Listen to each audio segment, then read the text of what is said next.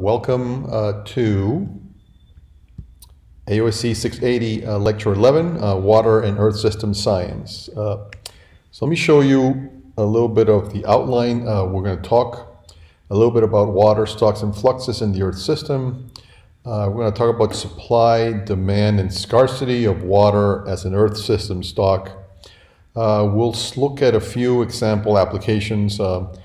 Impacts in the United States is one of them. We'll look at a global study that analyzes water and climate mitigation policy, specifically the nationally determined contributions, NDCs. We'll talk about water and the SSP scenarios that we discussed last week for shared socioeconomic pathways, and we'll talk a little bit about virtual water trade. So that gives you a sense of the lecture today. So let's get started with the first part on water, stocks, and fluxes in the Earth system. So if you take any class in science that deals with water, you've looked at a diagram like this. This is the water cycle. It's also referred to as the hydrologic cycle. And it's essentially the endless circulation of water among multiple compartments in the Earth system.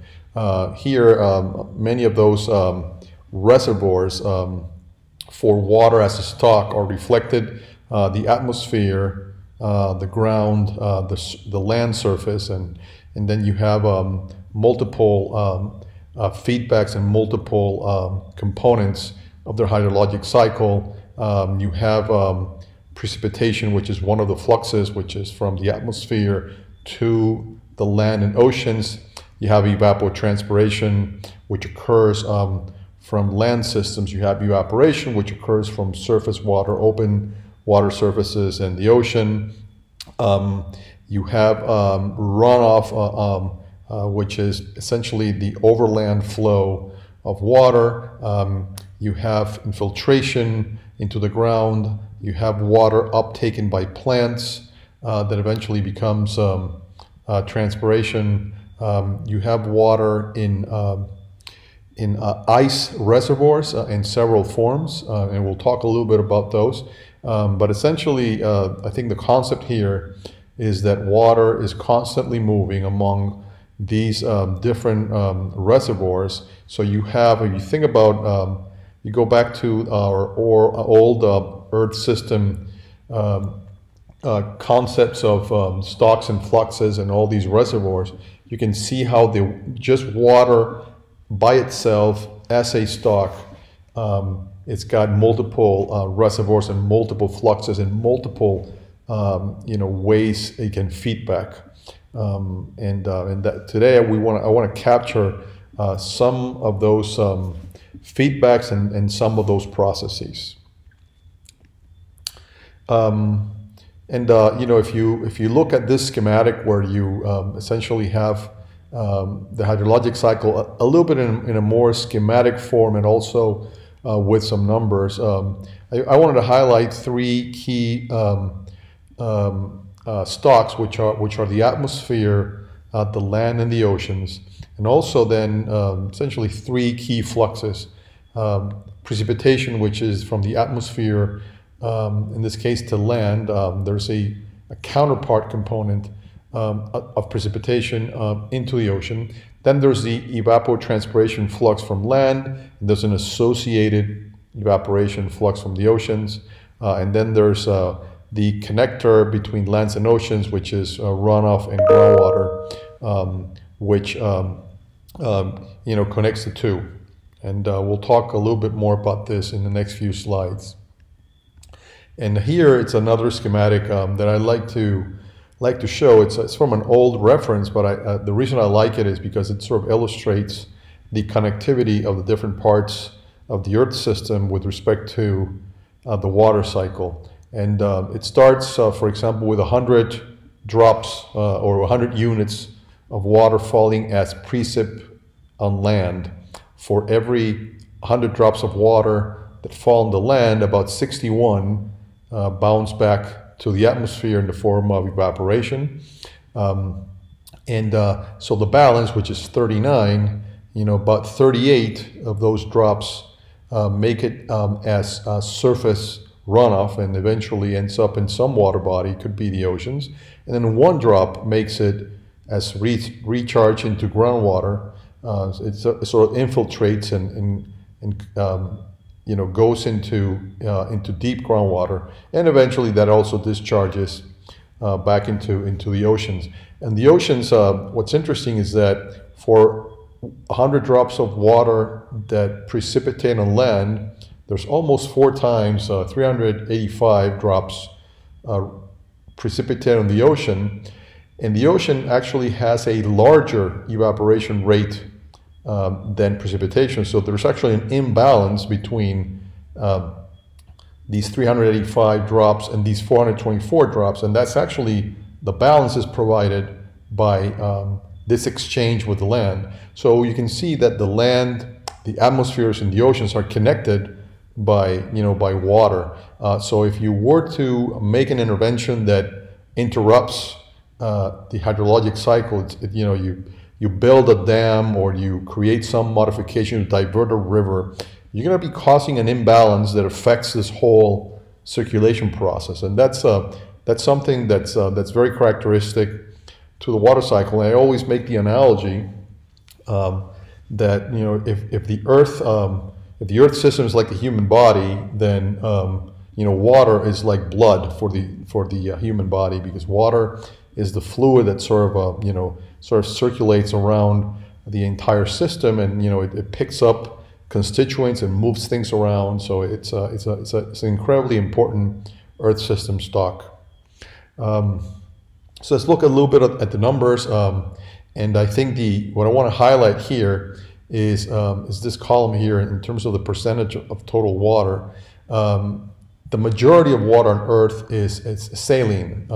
So if you look at the entire percentages of water availability, you have only 2.5% roughly of the entire water content of Earth is fresh water. The rest is pretty much saline, and that 2.5% is roughly split in ice, which is the biggest component, about 1.7%. And then you have a little bit of fresh groundwater, almost 0.75%, and then the rest is distributed in other reservoirs. And here in the left column, you can actually see what those reservoirs are. If we look at the numbers a little bit more closely, these are the fluxes of precipitation, evaporation, and runoff and groundwater in each of the compartments, and you can actually see, some of the numbers here. And these are some of the numbers that were in the past couple of slides. And it gives you a sense of how much water moves between the atmosphere, oceans, and land as either precipitation, evaporation, or runoff and groundwater, which are sort of the 3 big chunks of water moving through the Earth system. So if you actually try to sort of add this up, if you do a water balance on the land, for example, rainfall is about 119,000 cubic kilometers per year. If you divide that by the land surface of the world, this is basically an equivalent depth of water, 31 inches. So 31 inches is the amount of water that falls as rainfall on land in a given year. Of those 31 inches, about 19 inches evaporate or actually evapotranspirate back from land. That leaves about 12. Those 12 are split between runoff primarily. This is the water that flows over the land, and then about 0.3 inches infiltrates. And I think the conclusion here is, and this is an interesting concept, that it's very easy to understand now once we've seen these balance concepts in the Earth system. But the world lives on a water budget. This is it. You got on land, you got 31 inches to play with, but 19 are subtracted out as evapotranspiration. So you have about 12 inches between runoff and infiltration to manage, so to speak. This schematic here has a little bit of a split, more in graphical form of those figures that we were just seeing. So you have roughly of the total global water, only a slice that's 2.5% is fresh water. If you break down that 2.5%, about almost 70% is in glaciers and ice caps, and about 30% it's in groundwater. There's a little sliver there that's on surface water. So this is interesting because if you think about all the lakes and the rivers in the world, if you think about the very large rivers, the Nile, the Amazon, the Mississippi, with the big flow rates and the big lakes, they're only 1.2% of 2.5% of fresh water. It's a very, very mild slice. The largest reservoirs of fresh water by far are groundwater, and certainly ice in all of its forms. Then of course, if you break down further the surface and other fresh water, this 1.2%, then you see that actually a big chunk of it, almost 70 again, it's found in ground ice and permafrost. And then in lakes, it's about 21%. Then you have little bits of things like rivers and some present in the atmosphere as humidity, some present as soil moisture, but that's only very small fractions of a very small fraction of another very small fraction. So it gives you, this puts in perspective, some of the figures of water availability, and specifically fresh water, which is the stock that we're looking at here. So if you take stock of some of the numbers that we've seen, try to answer the question, how much water is there? 97.5% of total water is saline, 2.5% is fresh, but that still is about a good 35 million cubic kilometers of fresh water that's available. If you were to get a sense of the average water use in the United States, is about 350 gallons per day per person. This should be here per person.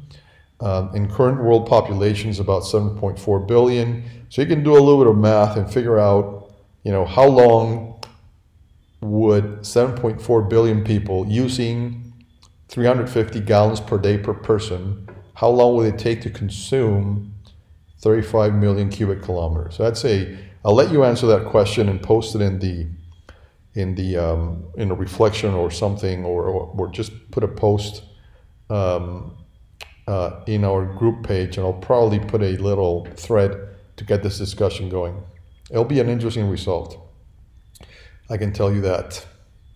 So let's move on. So let's talk about supply, demand, and scarcity of water in the Earth system.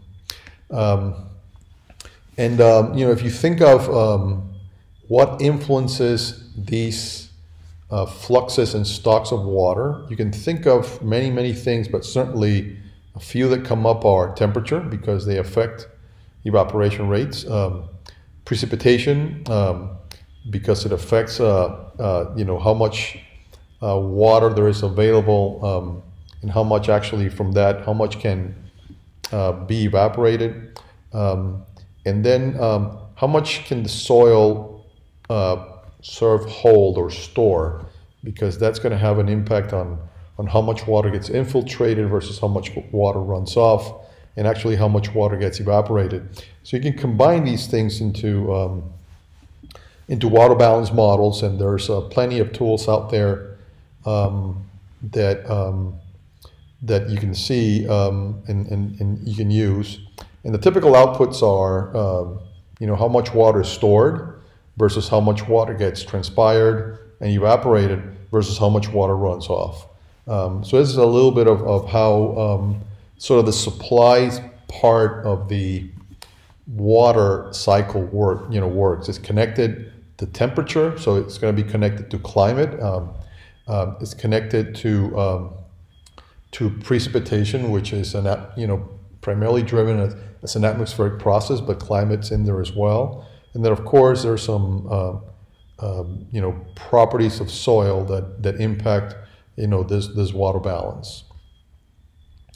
And if you look at demand of water, then you can see that there are many uses for water that human activities generate. So if you sort of take this schematic is out of a series of papers by Mohammed Hijazi and other authors that I've detailed here. If you look at the total water use, and if you were to break that down into sort of two big buckets. One, it's agricultural water use, so that's water that we use to produce food, okay? And that's broken down into agriculture, which is irrigation, then livestock, and then of course, under irrigation you have many crops that can be grown, and under livestock you have many species that also can be grown. This gives you a sizable part of the demand. If you look at the non-agricultural water use, then other things come into play, like domestic. That's water that gets consumed by you and I in our homes. There is a big fraction of water that's used to generate electricity, power generation. There's water that's used to extract natural resources for energy and other areas, fossil fuels and other other sources of energy. And then of course there's water use for industry, manufacturing, etc. Within electricity generation, we have many types of technologies that we can use: hydropower, wind, photovoltaic, and other geothermal and other types of energy. And even within these types of technologies, we have even further classifications of those technologies. And we'll talk a little bit more about this in the following slides. If you want to get a sense of the numbers now, of the figures that are used, and this table, also from those references, has a little bit of a breakdown of how many cubic kilometers per year. And just give you a sense, a cubic kilometer is 1 billion cubic meters.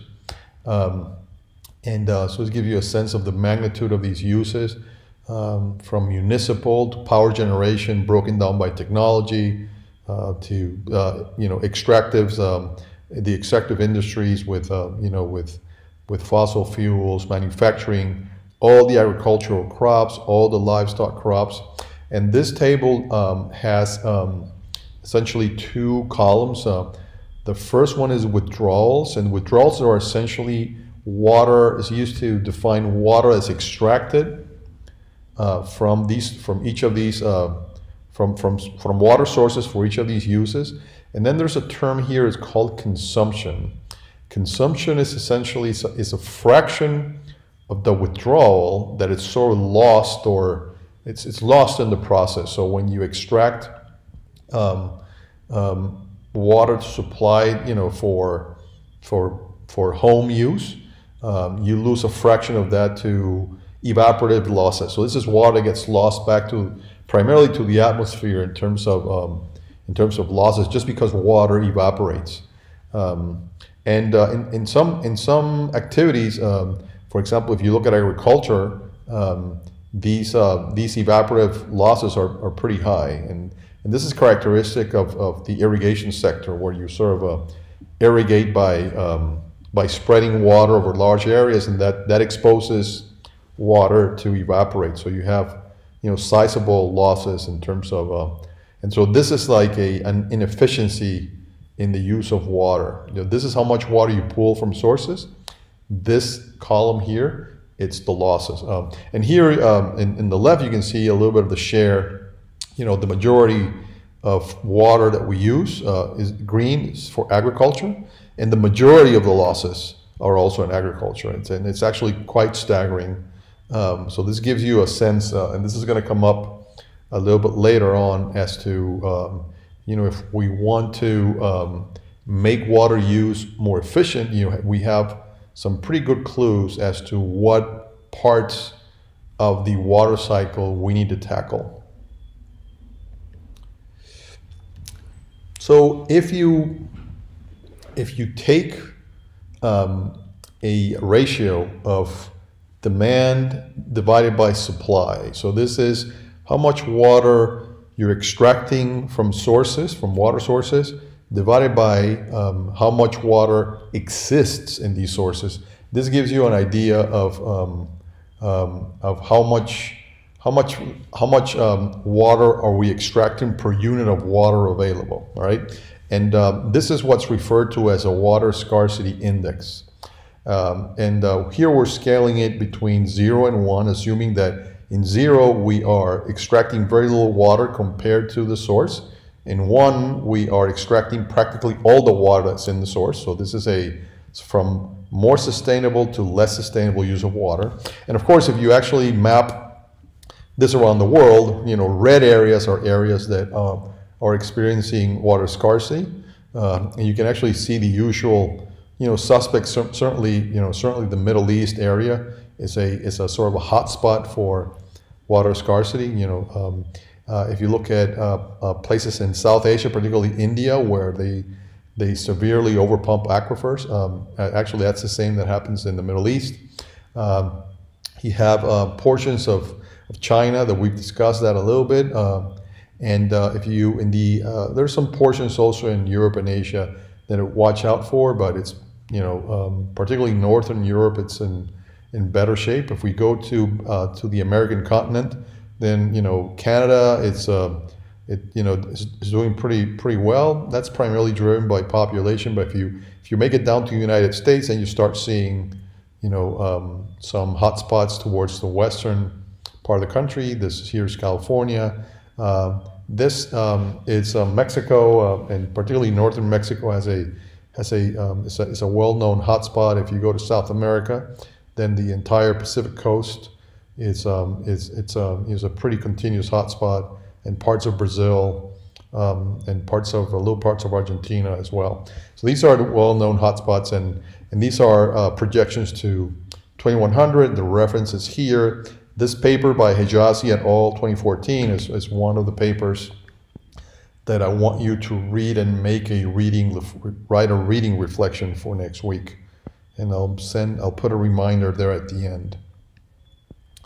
And here what we have is it's the change in water scarcity. So the big map here in the bottom is the change in water scarcity between 2095 and 2005. So areas that are red are areas where water scarcity will increase. Areas that are blue are areas where water scarcity will decrease. There's very little blue, with the exception here of parts of Northern Africa, but very, very little. The majority is either neutral or there are areas that actually get pretty worse. Again, India, China, parts of Mexico, parts of South America, particularly the Pacific coast. And the way that this map's arrived at is that you look at demand and you look at supply, the runoff, and you divide this map by this map to get this map. That's how that's arrived. This is also from the Hijazi reference, and this assumes a pretty severe climate scenario with a radiative forcing of 8.8 watts per square meter. So this is like a very severe climate scenario. You can also look at water scarcity in another way, and this is also from that paper. And what they did is that they, looking at population now in several parts of the world, they looked at what percentage of population would be affected by severe water scarcity. Severe water scarcity is essentially anything where that ratio between demand and supply is greater than 40%. So anything greater than 40%, if you're extracting 40% or more of water from a source, that source won't be sustainable long term. And what ends up happening is that in 2025, the black line, you'll have about 22% of worldwide population living under water scarcity, but that moves in 2050, moves to almost 40%, and by the end of the century, almost half of the population will be under severe water scarcity. This threshold of 40% here is crossed by these lines. So it's an interesting plot to get a sense of impact on human population. Here, here they looked at a couple scenarios, and they're detailed in the paper. So these are mitigation scenarios. These actually came before the RCP. So this was done for the IPCC assessment report number 5, where the RCPs had not been introduced yet. So what you have here is several combinations of changes in water scarcity between a mitigation scenario and a reference scenario. And again, you can start seeing several places where it increases. So red, 0 is green, or neutral is green, and then towards the red is increase in scarcity, towards the blue is decrease in scarcity. And you have some areas where you can actually decrease scarcity. And we'll talk a little bit about the U.S. case in more detail, because you can actually see in the U.S. a sort of a bimodal pattern where half the country can in this scenario would experience a decrease in scarcity, and half the country more water scarcity. This scenario, it's the other way around.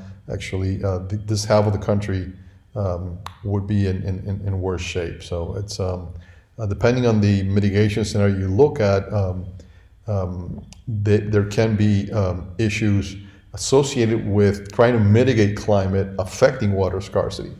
And we'll talk a little bit more about that. So let's talk about the impacts in the U.S. That's a nice segue for that topic. And so this was a paper that's also in your reading list for this week. This is a paper by Hijazi in 2015. And what they did is that they looked at the water deficit defined as the difference between supply and demand. So, what supply is essentially water that's available naturally from the hydrologic cycle as water supply, and demand is what human activity is extracting for different purposes.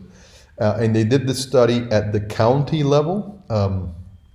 So each of these, in this map, each of these little cells is a county in the U.S. And there's roughly about 3,000 plus counties if you count all the states in the 48 contiguous U.S. states.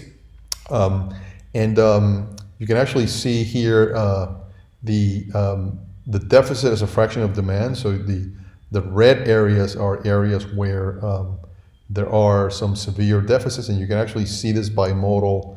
So in the eastern part of the country, lesser issues with water availability. There's some spots here and there, but primarily not a significant trend. But in the west, or going west, you start seeing the trend being inverted, lots of red, little pockets of blue here and there, but mostly red.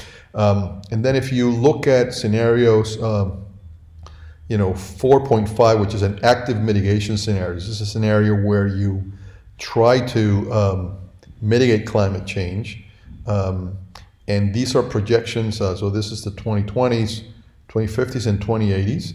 And compare that with the RCP 8.5. So this is a severe climate change scenario, or in other words, a scenario in which we're not making great efforts to mitigate climate change. You can actually see that mitigating, particularly in the 2050s and 2080s, mitigating climate change. So 4.5 actually generates more water scarcity. And that's actually the subject of this paper.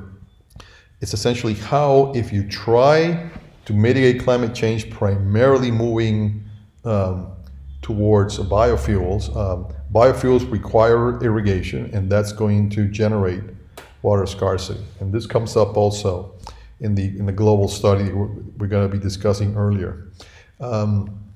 And they actually did, some further analysis. So here are some plots for different water basins in the U.S. So they took here about 15 basins. They compared scenarios 4.5 and 8.5 RCPs. Remember, 4.5 is more climate mitigation. 8.5 is less climate mitigation. You can actually see that when you plot the hotspot water deficit, so these are measured in tens of millions of cubic meters of deficit of water, you can actually see that the curve for 4.5 is always practically always located to the right, and that means that there be and the vertical axis is the percentile of area of the country that would experience these deficits. And what you see here is a shift. So climate mitigation shifts the deficit to the right, which means that it increases the hotspot deficit. So for a given percentile probability of occurrence of a deficit, the mitigation scenario always results in greater water scarcity. And there's a trade-off. So if you try to mitigate climate change by using water to irrigate biofuels or crops to generate electricity, for example, then that's going to cause a water deficit. So that's the message in the study, and we're going to see that in other studies as well. Here, it's a part of the same study, and again, they look at more mitigation, less mitigation scenarios, 4.5, 8.5. But here now they look at they compared demand and supply, right? So here you have two sets of curves for each scenario, and what you see is that in all cases, when they look at demand, then demand is the hollow circle here. So it are these curves and these curves. The 4.5 scenario pushes the size. The size of the hotspot to the right. So again, it's the same message for these 15 basins. What's interesting is that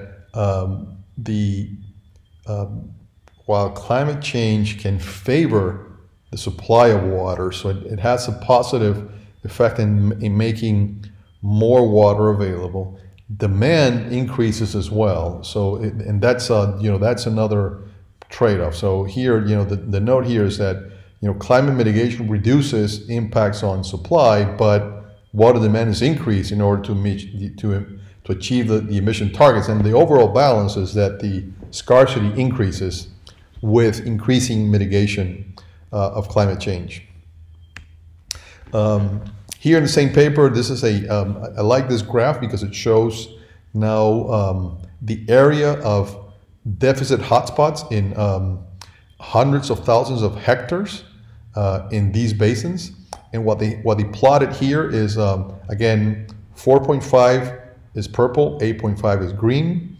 One thing you'll see immediately is that the purple hotspots are larger than the green hotspots, which means that you have for a scenario 4.5 where you're doing climate mitigation or more climate mitigation, you have larger hotspots. The size of the hotspots it's indicated by the size of the circles. So you have more hotspots in larger hotspots. So that's also an interesting result of this study. So again, that's the Hijazi study of 2015, and it's in your reading list for posting reading reflections.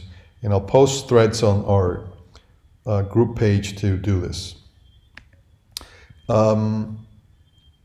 So let's talk about the switch gears to from the US to a global analysis of water and climate policies, particularly focused on NDCs. This is a study that's actually in preparation, hasn't been published yet, but we did the exercise of trying to compare, and this here, this is the primary energy. The left panel is a reference scenario, so no climate mitigation, no policy.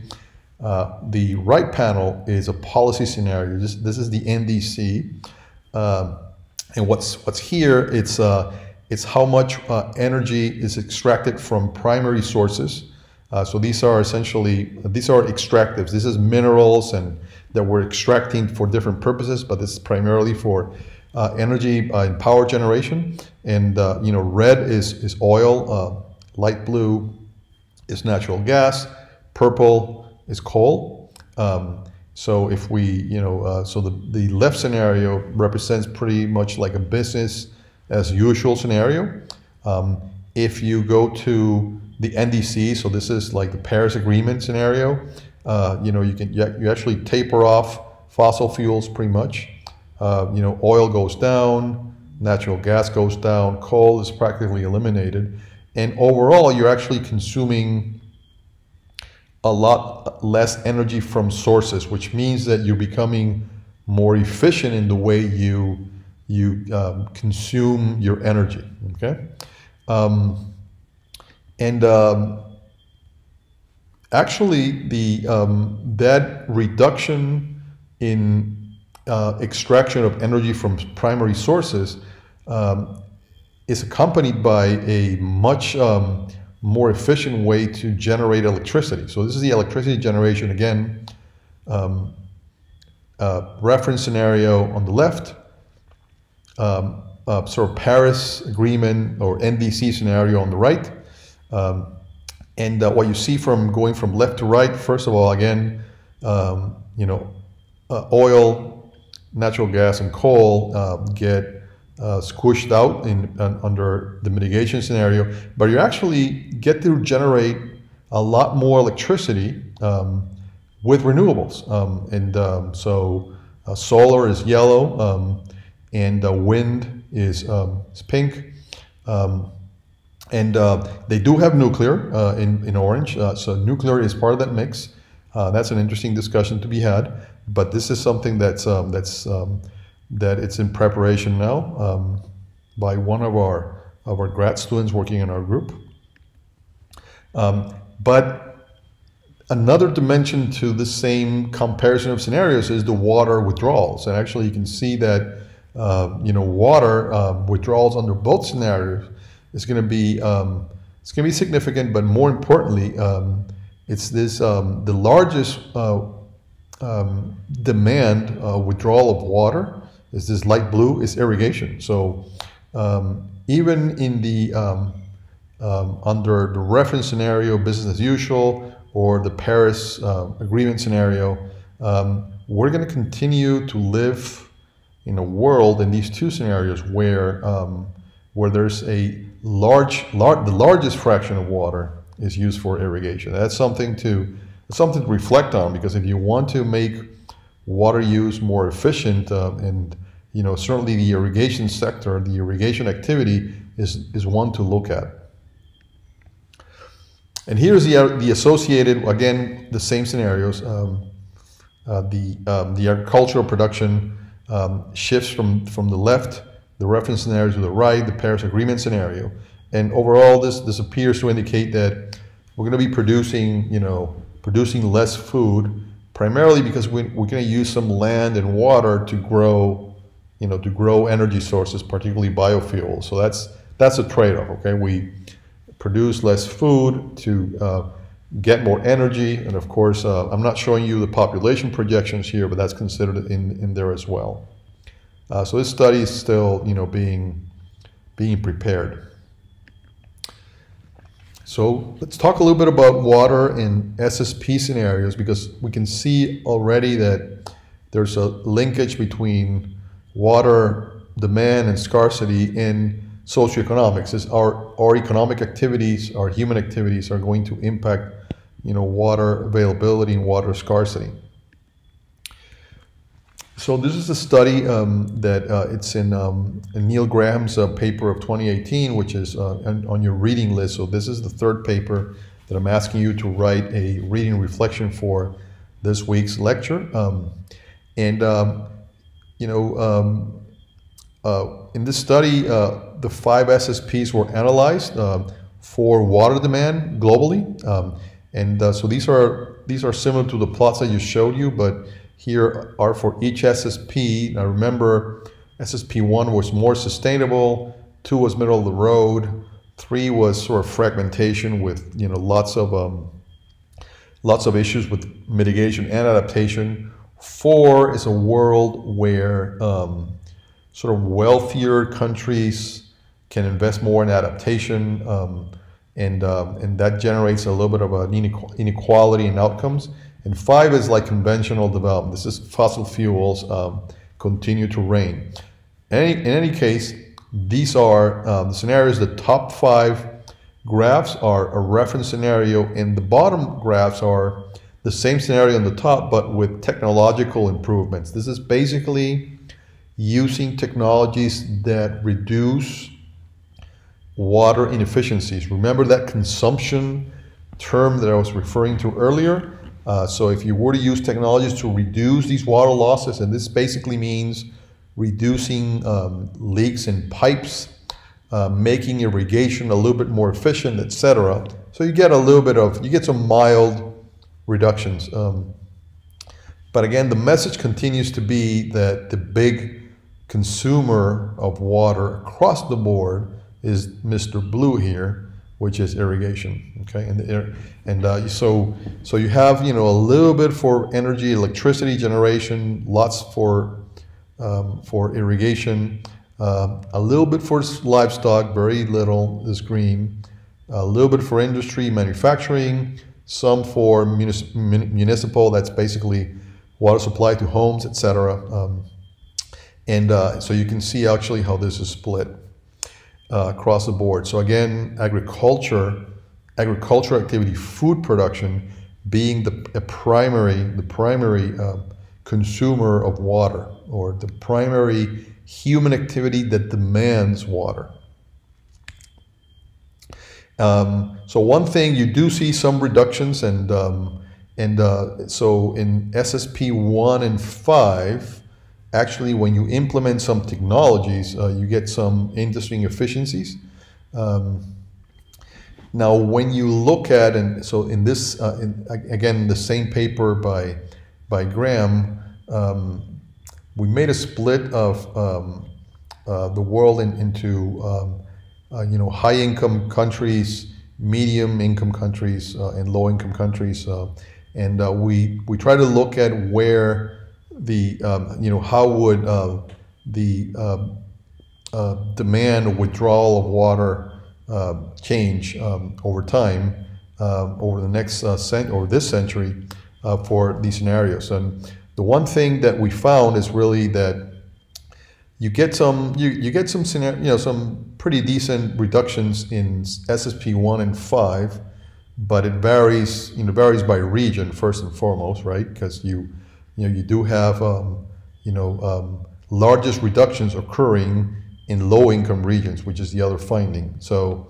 so if you were to invest in making water use more efficient, this clearly indicates that investment needs to go to low-income regions or low-income countries, because that's where you find more of the inefficiencies. Then we did, and this is a paper that it's in review. It's going to be published soon, but I don't have it to read yet. But it's an interesting analysis. We looked at trying to break down the influence on water scarcity, and these are by 2050 and 2100 of climate, and this is climate change driven scarcity overall. And again, remember, the climate change generates scarcity because it's as you try to mitigate climate change, you consume more water. But then just look at the human signal or the human influence on on water scarcity. And this is, just withdrawing more water to grow food, to produce energy, for industry and other activities. And then, what we saw is that, if you map these influences around the world, the majority of the world is red, meaning that the majority of water scarcity, it's impacted by human activity much more so than climate. There's very little basins, or very few basins where climate dominates. And here, if it's a solid shade, it's because there's lots of confidence in that result. If the shade is lighter, there's less confidence, but still pretty high. These numbers are high. On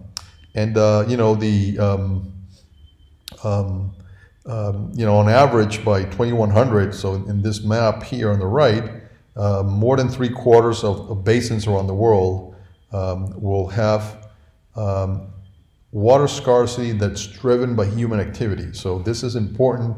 This is an important finding because it sort of pinpoints the water scarcity problem as having a large human footprint rather than a climate change footprint.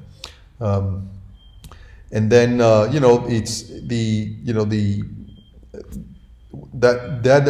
number needs to be taken with a caveat because lots of these areas around the world, if you are in the sort of soft shade or light shade areas. So that means that the agreement, and we basically took many climate models and ran many scenarios. So these are the results of doing sort of an ensemble of scenarios. Hopefully I'll be able to share this paper soon with you. I'm expecting it to be published before the semester ends, hopefully. Then we broke this human climate influencing a little bit further in terms of in what parts of the world the human and climate signals generated more or less water scarcity. So H+, C+, which are red areas, are areas where both humans and climate increase water scarcity. Green areas are areas where both human and climate decrease water scarcity, and there are some areas that are in that range, and particularly in the US and Eastern Europe. And then there are areas that are interesting because there are areas where humans decrease water scarcity, but climate increases water scarcity, that's H- C+, or where humans increase water scarcity, and climate decreases, and that's H+, C-. So those are the orange ones. And there are lots of oranges, orange areas here. That means lots of areas where humans activity will contribute to increase water scarcity, but climate change will try to bring it down. And we split this now, and I don't want to discuss this figure in too much detail, but essentially the one thing we wanted to point out is that there are, if you separate now the human and climate components of this, and by scenario, you can actually see some differences. And you can actually start trying to understand how socioeconomics impacts these activities. And of course, there are some quantities or some outcomes that are pretty independent of scenarios. So, for example, in the case of Africa, across the board, across all scenarios, Africa is predominantly orange, and orange basically means it's one of those areas where humans will contribute to increase water scarcity, and climate will try to bring it down. So there's a trade-off there. So some of the results are pretty consistent like that across scenarios. Then we also looked at now the percentage of basins. So these are for all basins, and then across scenarios where we looked at so this split between human and climate influencing, and of course high confidence, very high confidence and high confidence, and on both the human and climate sides across the board. And you actually start seeing some differences. For example, in some over time you can actually see a shift from humans increasing water scarcity to humans decreasing water scarcity. That means that between SSP1, SSP4, you can actually see some, when humans decrease water scarcity, that means that humans are taking actions to decrease water consumption. And you can actually see in SSP3, the human signal is like 90% of the overall scarcity problem. And other findings are along the same lines.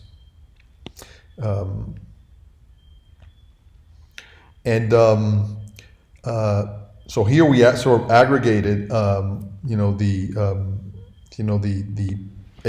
we sort of re-aggregate the H plus and H minus and C plus and C minus to look at the overall influence, and you can actually see that across all scenarios, the majority of the world the scarcity is human driven. So that's actually an important point. So that paper's in preparation, and I want to talk to you about another paper that we're working on that's also been submitted. It's in review. It's the virtual water trade, and essentially virtual water. And we focus specifically on water for food. So this is water that's used to produce food, and then food is traded among regions of the world. We basically use three sources of water to grow food. One is what's referred to as green water, and this green water is primarily water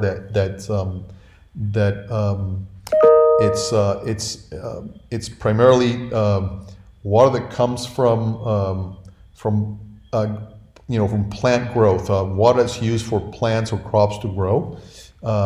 Blue water is water that's primarily runoff or water that comes from the ground. So these are related to different parts of the hydrologic cycle. So green water is primarily evapotranspiration water. Blue water is primarily runoff, and then groundwater is water that's in the ground. And so what you can see here is that we use a fair amount of water and this is adding all the virtual water over time. You can see that we use lots of green water, so lots of water is used to grow crops. There's water that's used from direct sources from runoff, and there's a smaller fraction that is extracted from the ground for the purposes of growing food that's then traded. Okay, so we wanted to look at how this pattern was changing over time across around the world. So how do each of these sort of trends that we saw globally going up, how are these trends split geographically? So here, this is the green water map in 2100, and what we have here are the exports in billion of cubic meters per year, so this is water that is used in these regions for exports. So all of the green areas are growing food or using water to grow food for export. So this is why this concept of virtual waters. It's like we're exporting, water, or exporting goods, agricultural goods that uses water.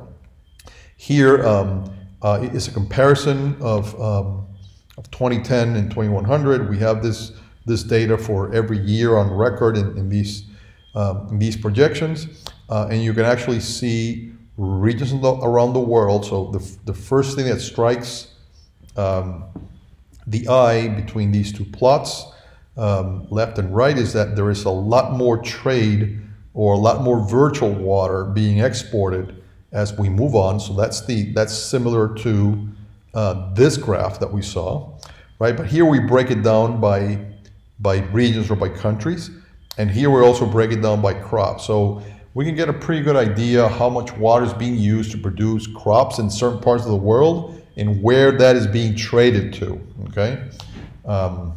So we're trying to get an understanding spatially and temporally of how much water we're using to grow food that then it's traded or exported. And then what is the impact of climate change on, on this virtual water trade? So this paper is interesting because it's the first time that we're looking at changes over time of virtual water. So this is green, this is blue, again, same deal. We're using runoff water in these regions to grow food for exports.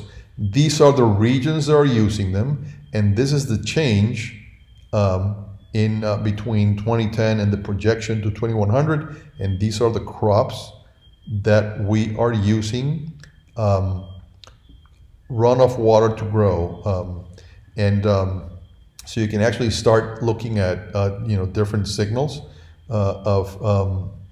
and here I've made some notes as to what countries, what crops, and how much virtual water is being exported. The darker the shade in the map, the more water is being exported. So you can actually see some big importing of water, of blue water in the U.S. As well as some parts of some parts of China and in Southeast Asia here, and then some moderate parts of Africa, some moderate parts of South America that are also growing. They're growing a lot of food with runoff water for exports. And this is the groundwater exports, and the groundwater case is interesting because in some places where aquifers are scarce of water, this could be a problem. So again, this is countries, this is the change, these are the crops, and these are the different basins where. So you can actually start seeing here this here is the Nile River Basin. So there are some aquifers there that are being exploited very heavily for exports, and some areas in the Murray-Darling Basin in Australia, the Nile, and the U.S. the Ogallala Aquifer, which is a well-known study, well-known area of overexploitation of an aquifer. So I think we'll stop there. I want to ask you to read these three papers. These three papers have been placed in the folder for this lecture. I'm gonna post some threads on our group page so that you can write your reflections. These would be due next Monday, November 4th,